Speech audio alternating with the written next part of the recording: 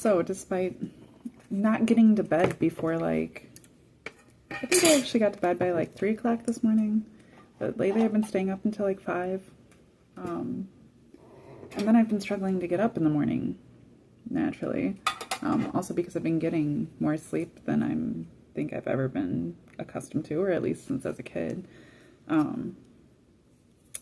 despite all that, I did get up early today, and I've had an entire day, and that has been quite nice. And it feels like it's so late right now, and it's not even 6 o'clock yet. It's almost 6 o'clock, so that's great. Love that. I love having full days. I hate I love sleep. It feels very nice and healthy to sleep, especially since I've struggled with it so much my whole life, but it also feels really nice to have like an entire day for once. I feel like I've accomplished a lot today, more than I have in like the past week.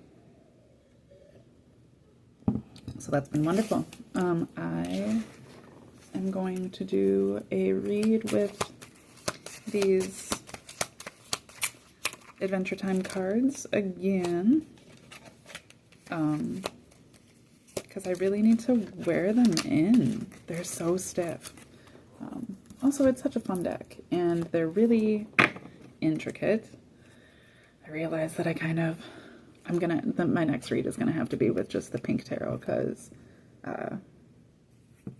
the last few reads that I've done now have been really deep. Just a lot. They've just been a lot because these cards are new to me, and also they have, there's so much imagery,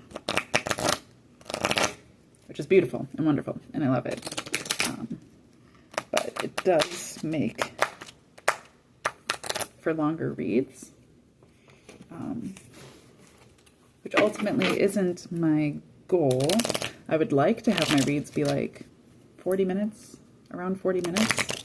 Seems reasonable to actually get everything in.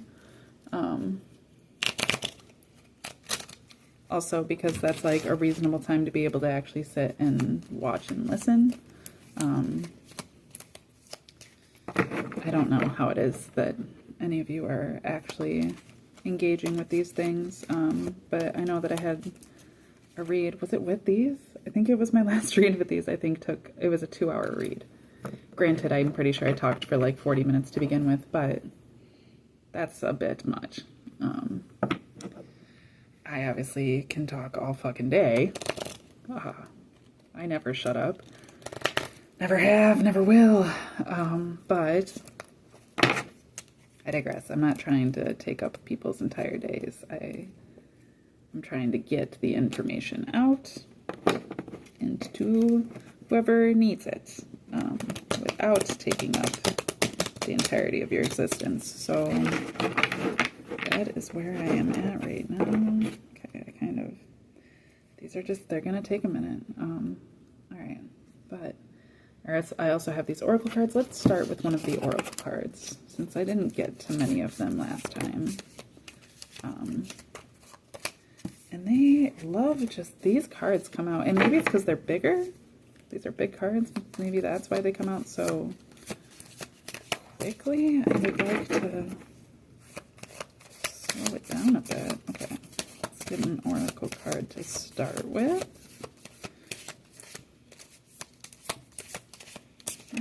Yeah, this is feeling better. Nice, okay. Just had to get some energy in there. Okay. Oracle card to start this reading, and I'm using the Adventure Time deck. Don't know what we're going to be talking about. The oracle is going to guide us. Okay, but I'm going to need just one card, actually. If you give me multiple again, then I will incorporate them throughout the reading, but I'd really prefer to start with just one. If that's okay.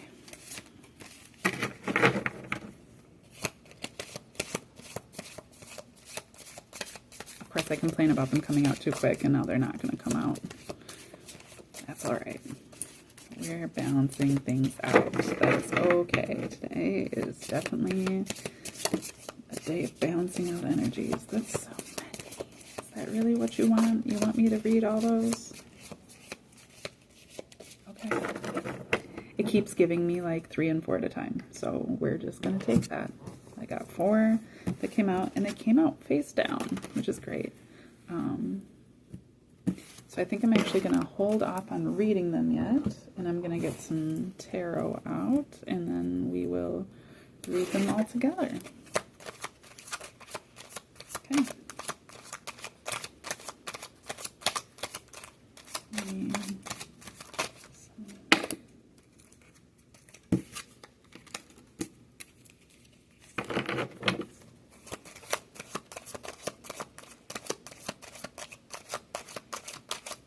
In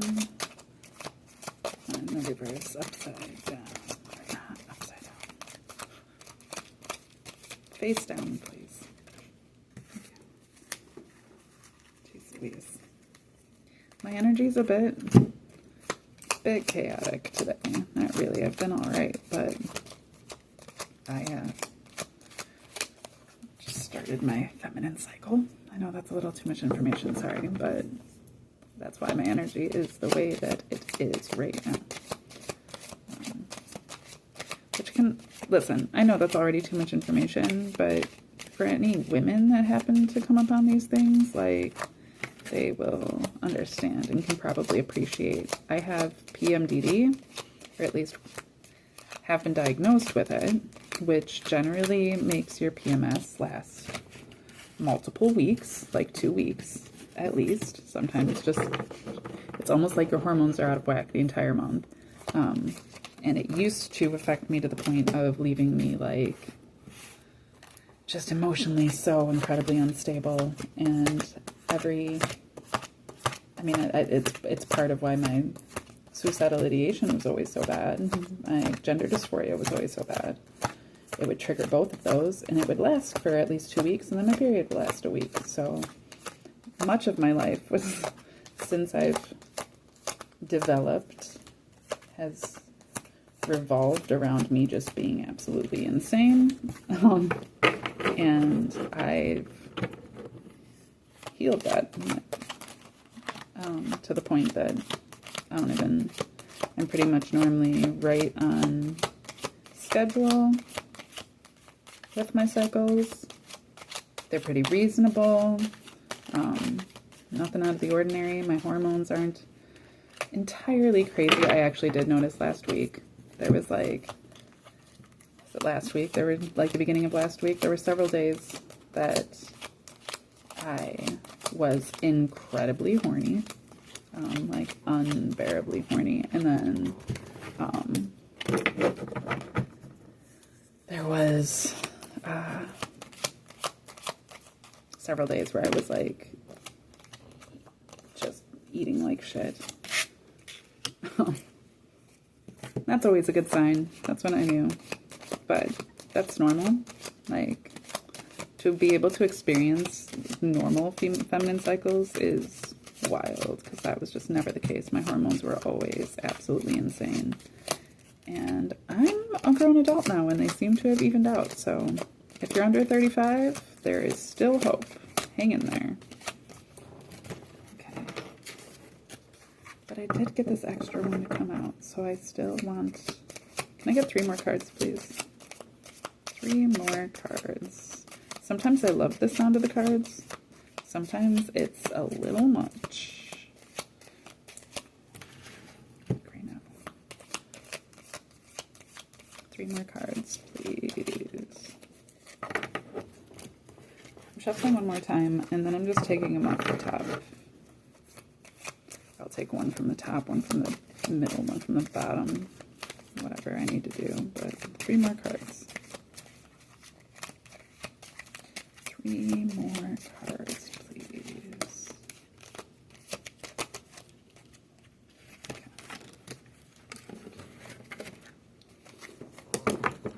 Okay. Yeah, well, you should have come out before. Sorry. Alright, so the way I have this set up, I have 8 cards on the table, 4 Oracle, 8 Tarot. And I think this was similar to how my last read went, except that I have these oracles. So the way that I'm going to do this is I'm going to do the oracles first, and I'm going to let those be clarified by the 2 tarot underneath them in sequence. And I think I'm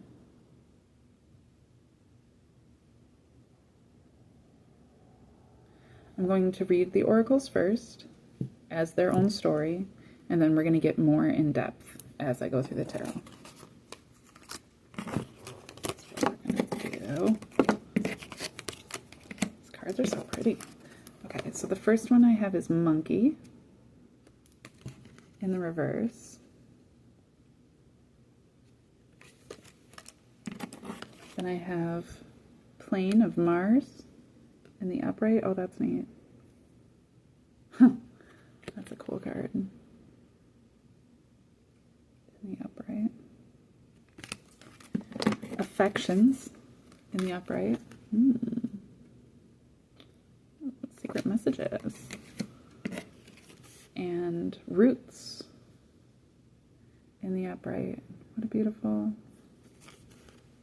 It's so funny how these things work too, because like my traumatized ass, when I hear Roots, immediately starts conceiving in the negative, but this is such a positive. And I remember actually when I first started my healing process, I was a teenager, when I first became self-aware that there was even things that needed to be processed and healed. And when I first started healing, I drew this picture of a woman in a fetal position, wrapped up in a womb, but it was at the base of a tree. And so all of the veins kind of came out to the roots and then came up to a tree. So it was very much this image. And I also I've been called a white rabbit. That must be one of my spirit animals, actually, now that I think of it, because I've actually been referred to as a white rabbit many times. Now that I'm thinking about it, it's kind of weird. At first I was thinking it was just one person, and then I was like, I could think of 4 other people that also refer to me that way, and I do in my head refer to myself that way. Okay. So the monkey in the reverse is like, this is like time to be serious. Okay, this is going to be a fun read. This is going to be a fun read, funner than the last time I did the Adventure Time. At the same time, it's so funny because the Adventure Time deck almost seems like to end up being more serious to me than even the fucking Hermetic deck. But this is kind of like we're not playing around, monkeying around, right? It's like when you see the monkey, you see something playful and cheerful and goofy and just not terribly serious. Social, but in the reverse, it's kind of those opposites. In the reverse, it's like... that we're getting serious, that we're, it's an isolation, it's,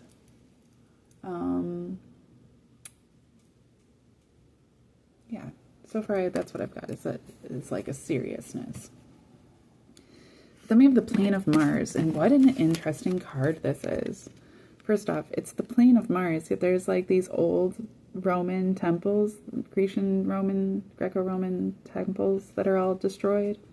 I guess this must be one of Mars's moons. That's our moon. Do the moons on other planets have phases? They must. I don't see why they wouldn't. So that's interesting. Maybe that's supposed to be depictive of another planet. But I'm seeing it as one of Mars' moons, and I'm seeing that this one is in phase. There's this person in a cloak. They're like a little warrior, right? I play Skyrim, so it reminds me of like a Skyrim type character, only we're on Mars. And this is giving that feeling of like when Mars, like we came from Mars. It's funny because that's a theory, you know, we're trying to like be able to get to Mars now and start a civilization there, but there's already been theories for a long time that we already lived on Mars, and that we pretty much did the same thing we're dealing with right now. We screwed ourselves over, overbuilt our society to the point of creating nuclear weapons, and then pretty much nucleared ourselves off of the planet. And that's why the planet is in the state that it's in currently. I love this concept, though, of like having, like, there's also a concept, a theory of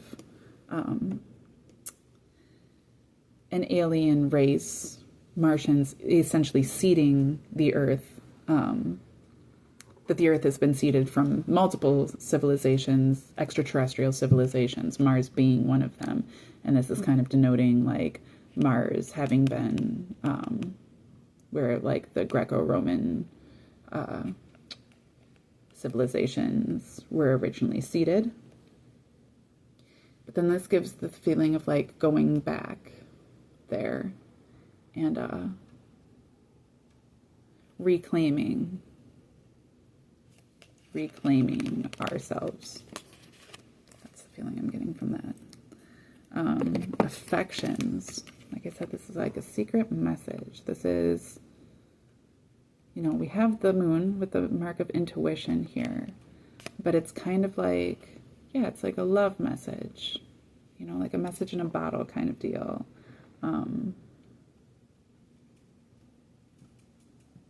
A love note. And then, like I said, which also, so on the back of monkey, there's a volcano. On this one, there's also mountains. And then we have, like I said, the white rabbit with roots, giant mushroom. They're such positive cards. They're so beautiful. Okay, so the initial message that I'm getting here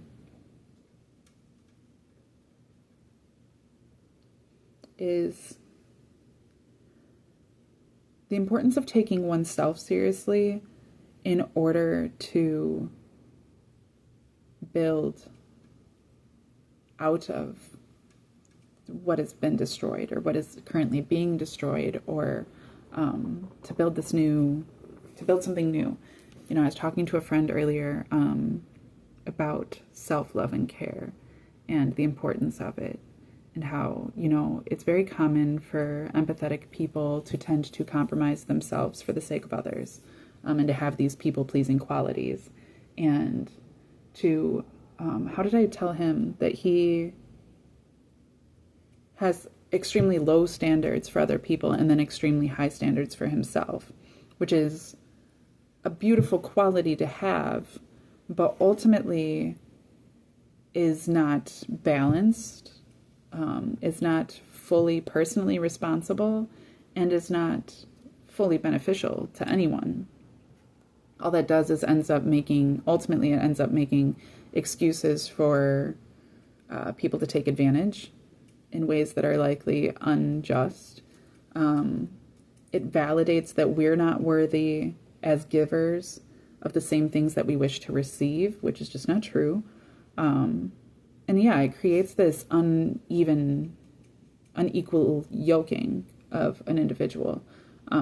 There's a concept, you know, in at least biblical tradition, of equally yoking yourself with others, and not unequally yoking yourself with others. In the concept that oxen, when they're plowing a field, you'll put a yoke on their shoulders. And if you have two oxen and they both are sharing a yoke, you know, that big, like, wooden bar that holds on to essentially like the reins of the plow. If one ox is carrying more of the weight, if it's unequally balanced, and they're carrying more of the weight, that one ox will end up getting tired quicker. But also the evenness of the plow, it won't be even when it comes to the actual plowing, which will affect the ultimate sustainability of the land itself and of the harvest, you know, that you're planting. So it's very important that you have two equal ox and that they're equally yoked. And And metaphorically, that's just referring to, you know, don't set yourself up and bind yourself to people that aren't giving you what you're giving them, even if they want to. Even if they really, really want to, but just aren't able to, it's still not a healthy dynamic. You should not always be the one constantly giving. You shouldn't be the smartest person in any room all the time. Like, you know, there's a point of being equally balanced and equally yoked in order to have the most sustainable reality.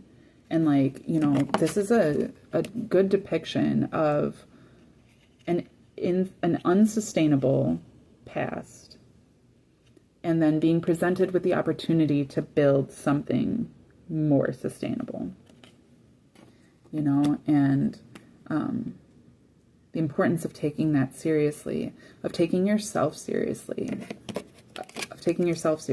of giving yourself self-care, of planting yourself like a seed. They can bury you, but if you're a seed, you will sprout up like a flower. But this is also like self-protection and caring for oneself, and, you know, affections, like, is kind of the balance between those things. That we're talking about self-care. We're talking about ourselves when it comes to this. This isn't just a love note from one individual to another, and it certainly is not the type of love where it's, I'm giving this to you because I want to receive. Don't give love to receive. Give love out. You don't give love to receive it. You give love out of having it yourself and then being able to give out of that. And then you are free to receive because you have been giving out of yourself. But when you pour from an empty cup, especially with an expectation that that pouring is what's going to refill you, unless you are doing it in a sustainable way in which you're also giving to yourself out of your own pouring, all you're doing is creating expectations of others. We tell ourselves in our heads that we're doing it having very low standards for others and a high expectation of ourselves, but what it ultimately is doing is creating this sense of expectation of others, because ultimately we do end up feeling like, what, am I just not good enough because this person doesn't love me? Am I not good at, has the love I've given not been enough because the world is still shit? You know, why is this not getting me what I wanted, when that's not what love is for? It's to love. The whole point is just to love. It actually cultivates something within you more than you can assume it's going to cultivate outside of yourself. And so there's an importance of being able to have that foundation first so that you can then take yourself seriously. If you don't take yourself seriously, you cannot cultivate a new reality and something greater outside of yourself. So it's kind of this, it comes full circle. Ultimately. But let's break it down. Okay, so we'll go to the next level and then we'll go even deeper from there.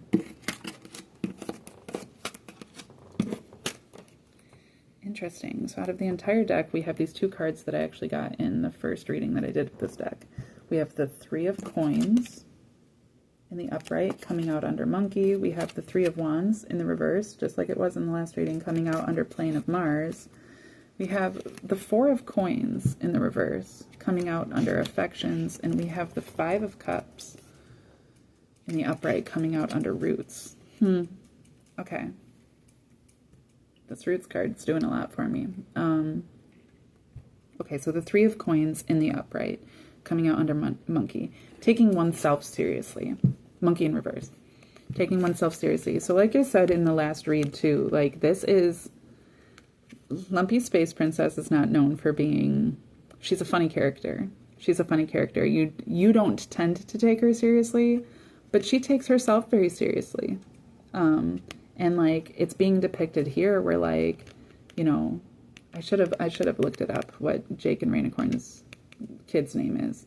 But like they're innocent as far as this is all concerned. But that's also that they're ignorant. They don't take themselves seriously, which is why they've fallen for whatever this plot is. But Lumpy Space Princess isn't going to fall for that because they take themselves seriously. And she's actually been standing up for her own beliefs here. That's why she's arguing with the Mayor Ice Cream.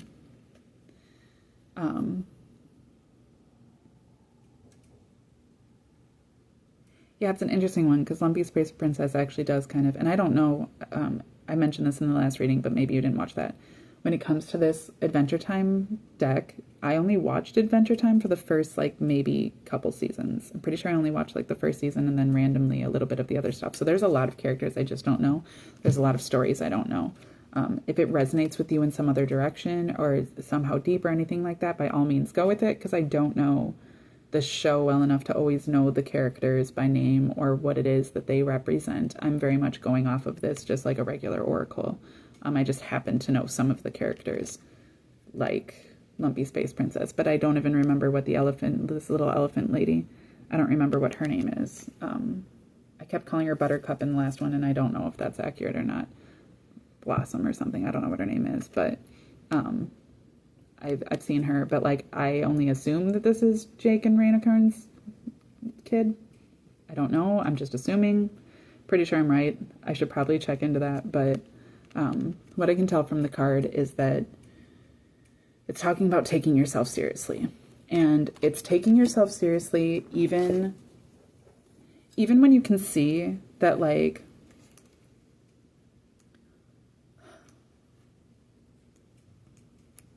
there's other well-meaning people that are standing on the opposite side of the fence. But you can also see that there's ill-intended people on that side of the fence, and that those well-intended people are actually just falling for that ploy. When you can see those things, like the Lumpy Space Princess, like, really does have an incredibly strong intuition. And it's about trusting your own intuition about things. It doesn't have to necessarily make sense on the surface. It doesn't have to make sense according to the directive, according to the blueprints. Because that's a big thing with the Three of Pentacles. That's generally what this card represents, is like following the blueprint, following the directives. But in this deck, it's actually kind of going against that, and it's trusting your own intuition despite those things. And not falling into another cycle, more or less. Underneath the Plane of Wands, we have the Plane of Mars, we have the Three of Wands in the reverse.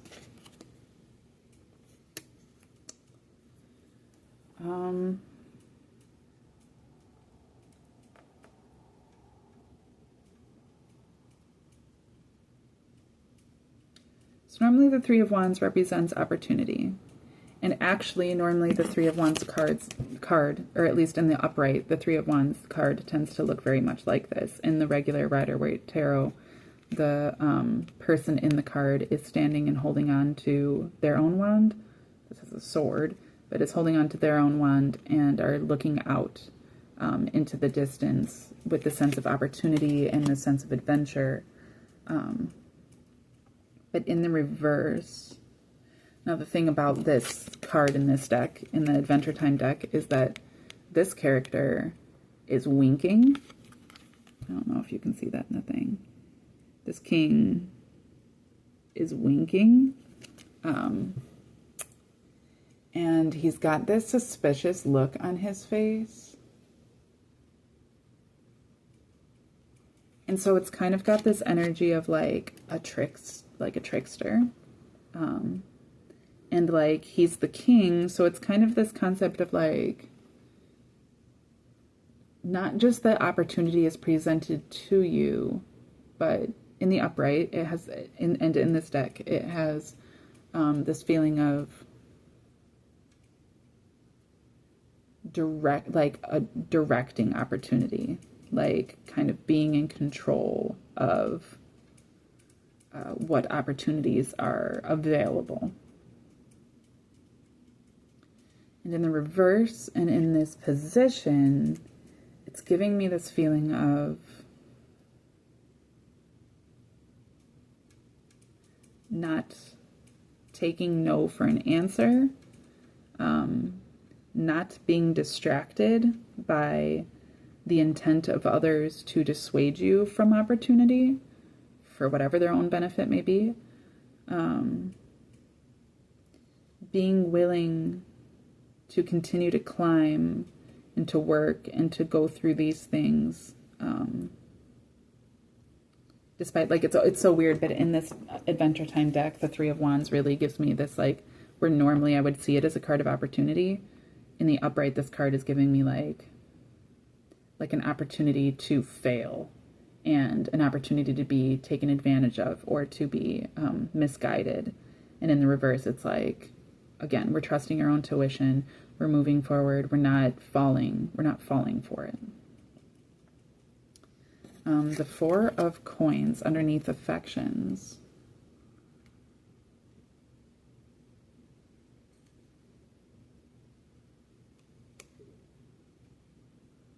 It's in the reverse.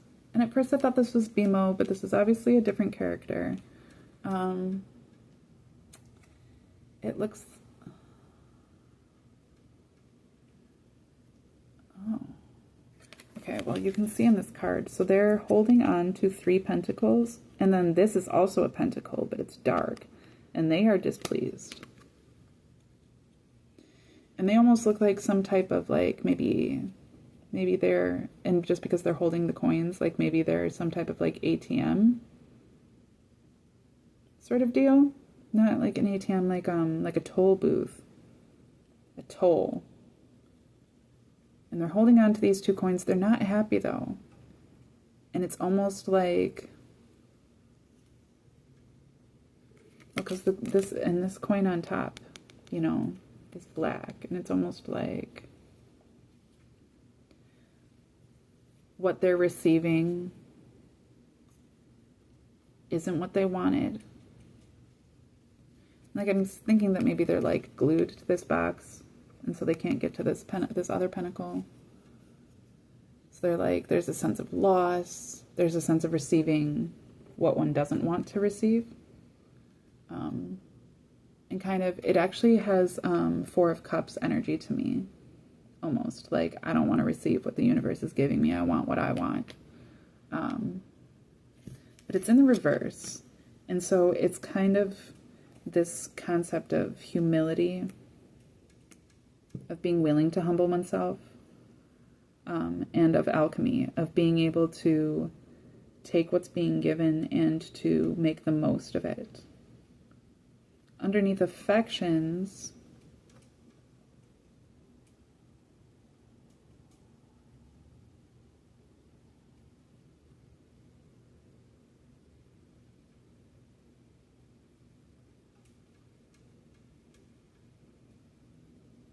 it's giving me the sense of like not receiving, like I said, like this affections card is actually not about receiving love notes from a secret lover, which is kind of how I took it at first. It's actually more talking about caring for oneself and having love for oneself. And part of that comes from being humble, to not cling to what you've determined to be the most valuable, to receive what it is that's given to you, and then to alchemize that as the best thing, and to be willing to not be greedy about it either. So the 4 of Coins is actually like moving it from just the self-care into, part of that self-care is how you are viewed by others, how you're received by others, what you have to give to others. And it's kind of just reflecting on like doing that in a humble way, remaining humble about these things, right? Caring for oneself, but not being arrogant, receiving from others, but not being greedy with it, or not being like shallow or petty about it. I found this interesting because underneath roots, we have the 5 of Cups. But you can see that this person is dressed in this like white dog suit. At first it almost looked like a bunny to me. It does kind of look like a bunny still. I think it's kind of a dog, but it could be a bunny, like the white rabbit. Only the 5 of Cups, only this was in the reverse, right? No, this was in the upright. It came in the upright. And the 5 of Cups is like you're focusing on the things that you've lost, or the things that are traumatizing, or the things that are like upsetting to you. instead of focusing on what you have left. So it's almost coming to me right now underneath roots is just a reminder to not be negative about loss. It's this sense of hibernation, right? Like, yeah, when you're hibernating, you're missing out on a lot. Because there's a whole world going on around you still. And you're just sleeping, which, like, I hate. Pretty sure, didn't I mention that when I first started this, how much I struggle with sleep? But rest is important. And loss is important. And, you know, the different traumas that we've endured, those things are important for our growth. And that the important thing, too, is to turn around and focus on what we do have in order to make the most of it. Yeah, like in these roots, it's what we do have. Actually, you can see here that this rabbit has a little tunnel here, and then although it's covered, there's essentially like food that they have stored here underneath them. So there's still there's things that they do have and things that are going to last. And those are the things that are truly important. So don't become disheartened by having to be humble, by receiving, you know, loss or receiving, you know, less than. But let these things, sit with these things. It's okay. Receive those things. Sit with them. Accept them.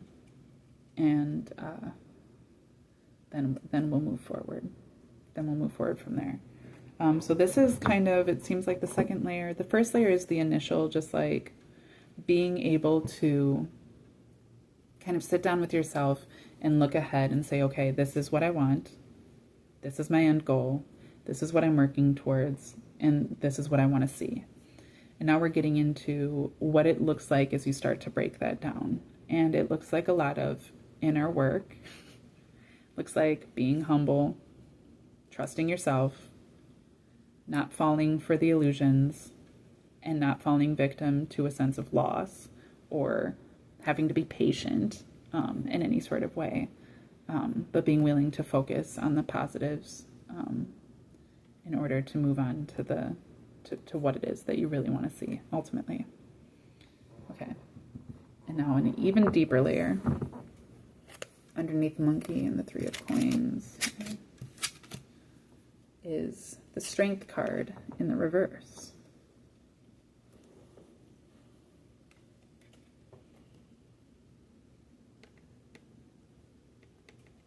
So in the upright, it's cute. These cards are so interesting to me. In the upright, it's Jake playing the violin, right?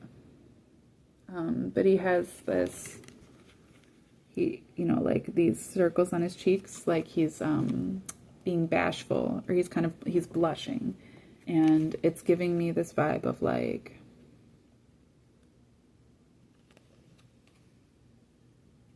because he's smiling still. It's giving me this vibe of like, you could be embarrassed or just like feel awkward or like slightly unsure. This face looks like the face that he gives Finn when he's like trying to comfort him. So it's almost like not even like a feeling of unsurety of self, but it's like feeling embarrassed for someone else and then like cheering them up. And like it's cute that it's Jake and that he's representing strength, and that strength is like actually to care for someone else. And to kind of just let things go. Jake is very good about that too. Like, and he's always teaching Finn that like, don't cling to things that the universe is taking from you or, you know, hasn't given you. Like, focus on what you do have, you know. You got me, you got this whole adventure, this whole world of adventure, you know. Don't worry about the things that you don't have. But in the reverse, and under taking oneself seriously, and under the 3 of coins,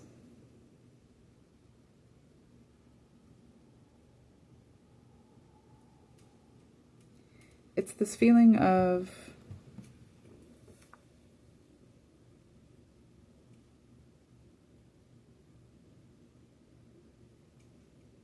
being willing to truly care for oneself without trepidation. Like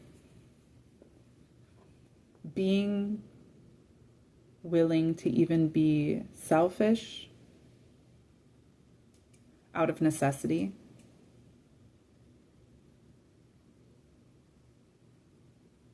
Having not just a sense of like compassion, but having a sense of integrity, and not really being given to like being so concerned with the opinions of others,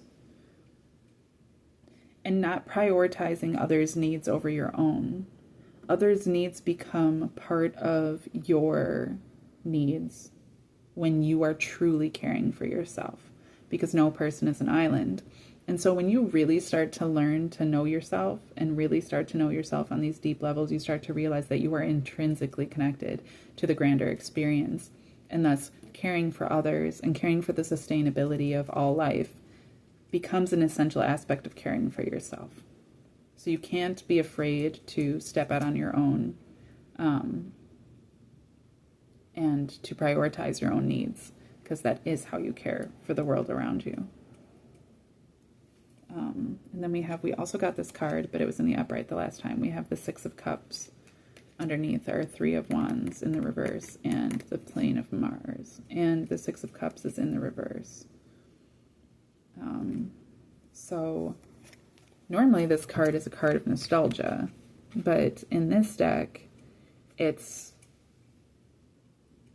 there's still the nostalgia, because it's like these things that Jake cares about. He has all of these cups of flowers, and like he cares about them, but he's also being forced to stand up for these things against these dark powers, and these shadows and these illusions. And he's like, I'm not going to let you take these flowers away. I'm not going to let you affect these cups that I have. In the reverse, it's this feeling of being willing to let go of the passions that one has to care for things. I'm a caregiver by trade. I'm a lot of things by trade. I've learned skill trade to survive. But being a caregiver has been a big one of those things, especially because it's one of the things that makes the most money. And so, I learned how to survive by learning how to care for others. And I'm to a point now in my maturing process, in my adult life, and in my career, where prioritizing the needs of others in order to sustain myself is not the most sustainable thing I can do. And I have to be willing to let go of my desire to care for others, just because like my concept has always been like, leave the world better than you found it. Leave everything better than you found it. Care for others, and then you are cared for. And I've been able to validate that to the most degree. But things have changed, and we're in a new world now. And that very much looks like, not clinging to these nostalgias. Enjoy them. Enjoy your memories. Cherish them, but don't cling to them. Don't let them take precedence over your capacity to, like, he's not going to be able to fight these with that in his hand. So in the reverse, it's like letting those things go so that you can focus on the shadows, and so that you can really engage with them properly, without any sense of distraction. And that's also like where we're coming from, the plane of Mars, because like, you don't want to be falling for the illusions,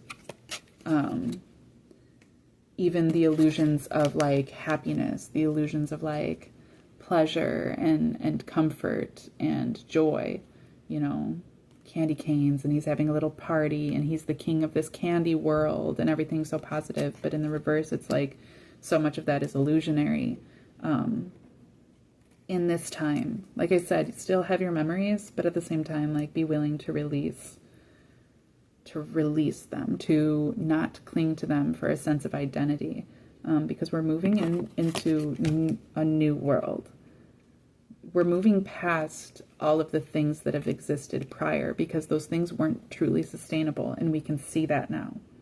We can see that now, and we're actually looking at these things that we had built up and all of these memories that we had, and we're considering to ourselves, like, why weren't these sustainable? Why are they just memories? What am I to take out of looking at these things in order to build something that will last? We have the 5 of coins in the reverse.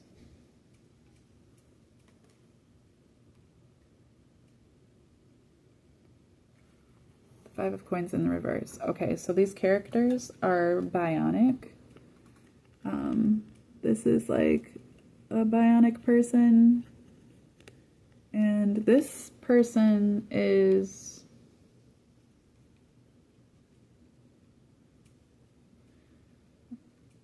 part bionic as well. They're different. They're different though. Normally this card is symbolic of like impoverishment, poverty, a lack mentality, or not even just a lack mentality, it's truly being impoverished, it being broken, poor, left out in the cold. You know, and in the upright, normally, like, this is like a church. Here we see that these coins are actually people, and they're actually, like, they're in this glass case. You can see that there's actually, like, these windows, and they're performing almost, you know, they have to perform in order to be up like this. So this is almost this concept that, like, these coins are themselves people and are themselves and are the slaves. The coins are the slaves, and the ones that are truly impoverished, they're just trying to impress those on the outside looking in, where normally in the regular Rider-Waite tarot, these people are out in the cold, in the snow, and they don't have proper clothing for the weather, and they have broken legs and feet, and they're struggling. When here, these people are smiling. This person's smiling, and they're kind of like, okay, come with me. And, like, despite the fact that these people are half robotic, it's almost like they exist in a world in which they have the benefits of being able to overcome their losses, and they're moving forward, and they're not even paying attention to these guys, right? But it's in the reverse as well. Such an interesting thing to get both of our pentacles, the only pentacles that we have, to get them right under one another. We have the 5 of coins directly under the 4 of coins. And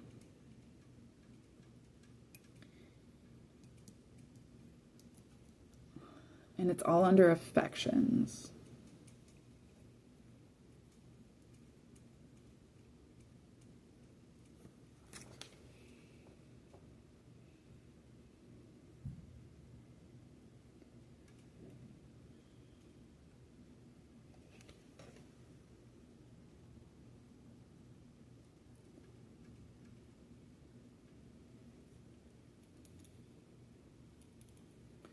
Can I get a clarifier for the 5 of coins in the reverse and in the position of affections?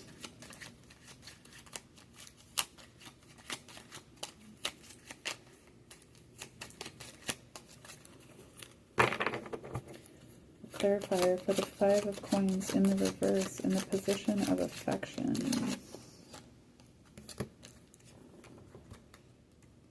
Page of Swords in the upright.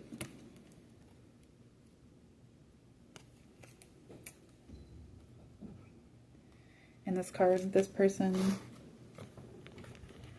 also has a bionic arm.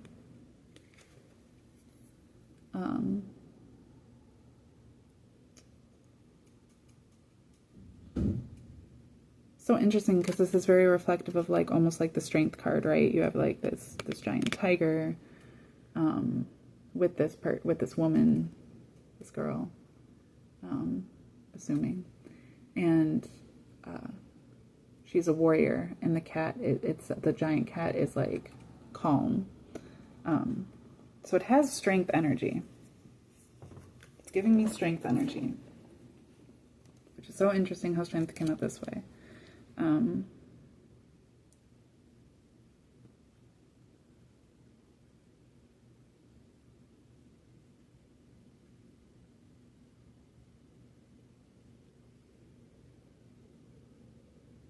Yeah, but why is this one in the reverse? Okay, so I guess it's only in the reverse. It's hard for me sometimes because reversals tend to read as negative, not bad, but negative as in like taking away from the experience. And so that's generally how I'm reading them. But really, this is just, so it's in the reverse as a way to kind of double down on the same way that the Four of Coins is in reverse, as a sense of humility. It's doubling down on like remaining humble. We're not, you know, in this reality, if this were in the upright, in this reality, it's like we're beyond, at this point in the future, we are beyond the need for money. Money has taken on its own life and is now essentially just like almost like something being used for entertainment. It's not, it doesn't hold the same value because we have discovered this other capacity to strengthen ourselves. But it's about remaining humble past that in order to be able to remain strong. To not get arrogant with the privilege that one has. Like I said, like in the normal Five of Pentacles, this is a card of impoverishment, but this card is reflecting a sense of privilege. And it's not that one is impoverished, but that the privileges that we have are to be used to our benefit, not just to be arrogant. And that there's a purpose in that so that we can do a great work. And there's a sense of balance as well in this card. That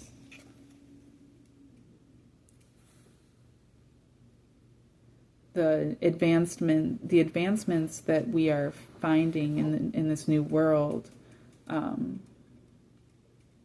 aren't so that we can take advantage of others. When so much of this focus is about not prioritizing others over yourself, or prioritizing self-care far more than we have in the past.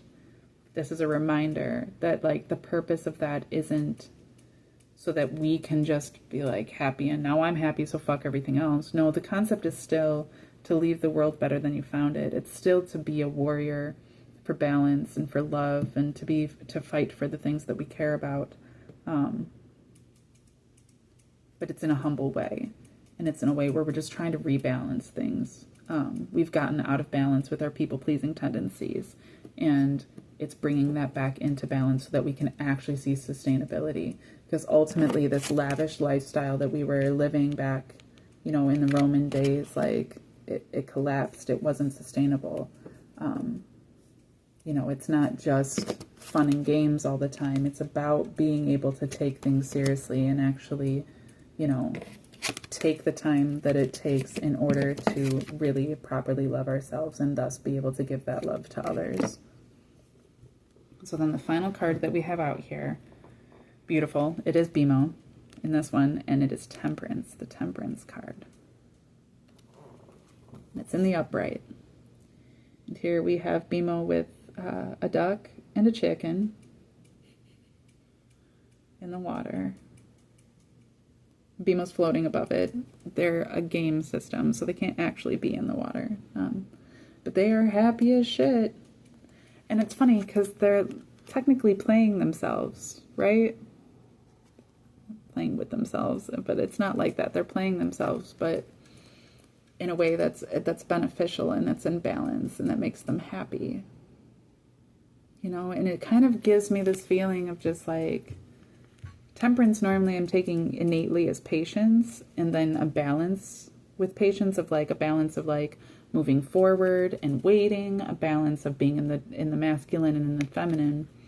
But this has a goose and a chicken, so it's kind of like this game between being like this. Well, chickens aren't actually afraid. For the record, chickens are actually very brave. But I'm reading this as a balance between being silly and scared, right? Like, not that you're to be scared, but this path, this whole road, you know, is beyond the chicken. Why did the chicken cross the road? The proverbial why. And it's like being able to, like, this proverbial why, like, can be terrifying and, like, it create all of this anxiety, but it's like letting go of that anxiety, being willing to be a bit of a silly goose and to just enjoy yourself, to genuinely enjoy yourself. And also with it being Bimo, and just in this way where he's like so happy, he's got the halo and the wings and stuff. It's giving me this feeling of like stepping into main character energy, right?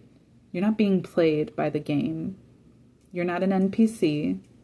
You're not victim to your reality and to everybody else's demands and needs and the consequences of everybody else's actions within this game. You are the one playing the game. You're the main character.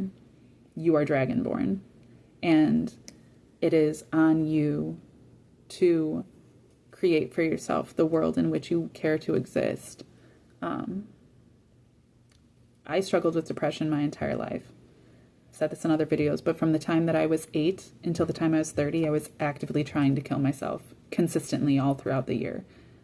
At 8, I literally tried to kill myself. At 10, I tried to kill myself. At 12, I tried to kill myself. At 16, I tried to kill myself. Those times were all very subtle, very like, I didn't really know what I was doing. I was mostly just scared and emotionally unstable. Then by the time I got into my 20s, I had a period of time where I was, you know, I started going to my 12-step program for my porn addiction. I re-affiliated with the church. I got married. Started learning new things and was really applying myself to try to be in a healthier state of mind. But after my divorce and after a really abusive relationship and a bunch of different things and kind of becoming estranged from my family for the first time and then getting into another relationship and having gotten pregnant unexpectedly. I had been told by multiple doctors I would never get pregnant. I ended up getting pregnant, ended up having an abortion because my partner didn't want the baby. And I tried to fight for it, but I ultimately wasn't going to have a bastard child. I didn't want to have a child whose parent didn't want them. So I didn't have my child either. And that all really, really fucked with me mentally to the point that at that point I wasn't just struggling with depression. I actively started trying to kill myself again. Only it had been years since the last time I had tried. And the older you get, like, the more serious those things tend to become. So for almost 4 years, for about 4 years, the attempts that I had at suicide at that point were about this close to successful, except that my ex happened to be there and around and took me to the hospital. So there were multiple different times that I spent time in the hospital, in the mental hospital, for a week, 2 weeks at a time, in a CBRF, being cared for my depression. And because there was a lot that was going on throughout that time too. But I was just doubling down. Like at that point, like I was just very consistently, constantly trying to kill myself. I would go a couple months where I'd be okay. But as soon as that depression hit, it was hitting extremely hard. And it was like, I couldn't even catch it. As soon as it hit, suddenly it was just suicidal ideation all the way. And I'm actively trying. And at this point, I'm becoming far more successful than I had been in the past. Still did not succeed. And that was frustrating for me. I had tried to kill myself 4 different times between those periods of times, and I didn't succeed. So I was like in this point of like, okay, obviously life doesn't want me to go yet. I keep trying and nothing's happening. And I realized, and it took a lot of therapy. I was in therapy for 6 years. It took a lot of time, but I realized that I didn't actually want to kill myself. In fact, my ex and his mom got to the point where they were so tired of my bullshit.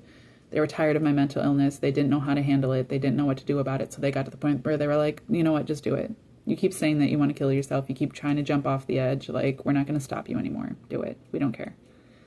They were like the only people I had in my life at that time because I was estranged from my family. And I remember that hitting me extremely hard. But it also forced me to realize that, like, I didn't actually want to kill myself. I just wanted people to care. I just wanted to live a life worth living. I wanted to care about myself. That's the thing that it took me a long time to realize, too. I thought I just wanted other people to care about me. Meanwhile, I was actively avoiding and ignoring people who genuinely always did care about me and care for me because I wasn't willing to receive that because I didn't truly care for myself.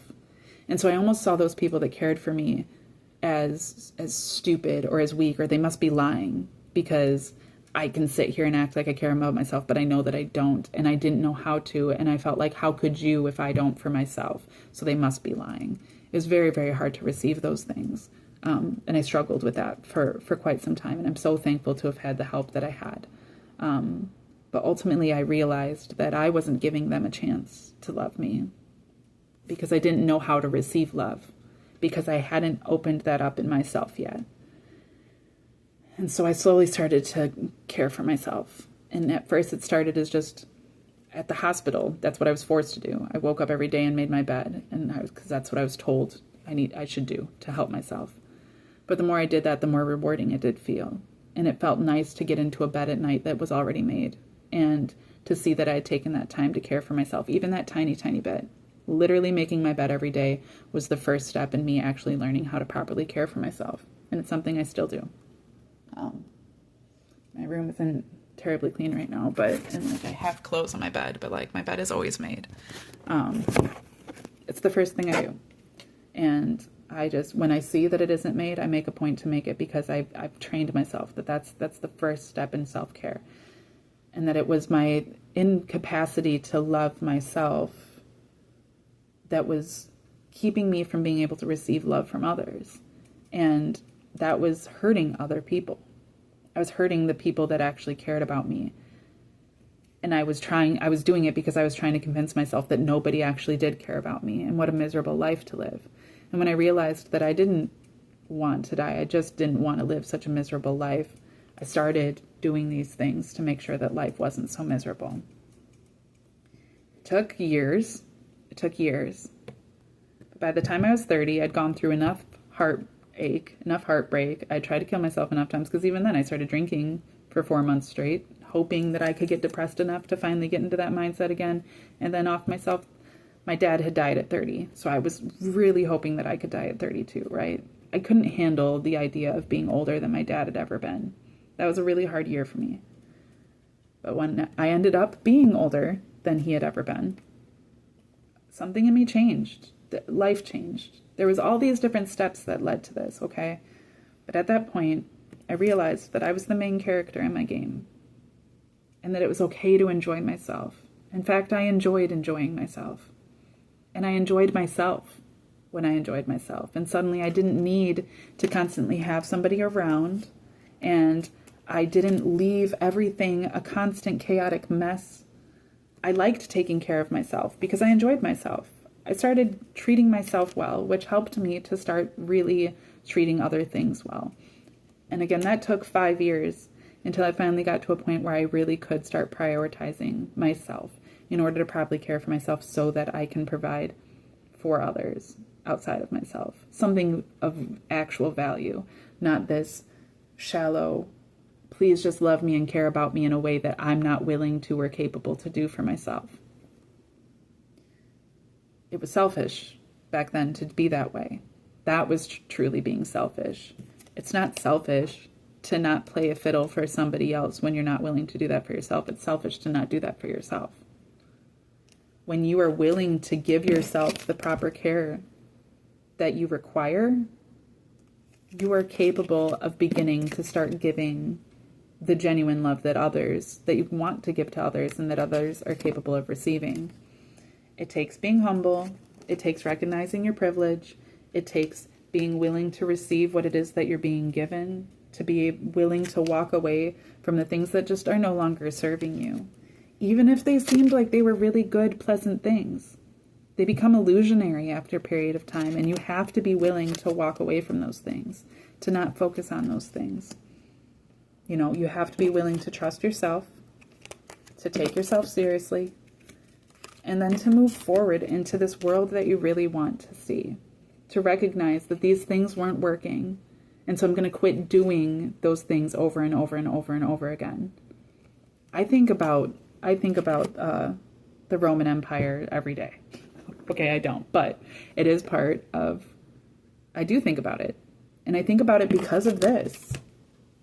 Literally, like when you see that there was something that didn't work in the past, it's best to recognize it so that you can then not let history repeat itself. You can learn from it and you can move forward. You're not being played by the universe. You are the universe playing you. You're the main character. You're the one in control. This world is whatever it is that you want to make it. But it takes not receiving less than. It takes loving yourself and caring for yourself truly in order to set those standards. And then being willing to move forward in that direction, despite all odds. You know, not being afraid, and not being given to, like, don't concern yourself with what's best for others. Let others concern themselves with what's best for them. You do what's best for you, and you can trust that that's going to be best for others because you are part of this world. You are part of this world, and as an essential part of this world, it matters that you are taken care of, that you take care of yourself. You matter. You're part of the world. And, yeah, don't sell yourself short. Don't show people how to sell you short. You know, don't validate that to yourself so that you can validate it to others. That's not helpful. Love others through you, not for you. Love others because you have love, not because you want love.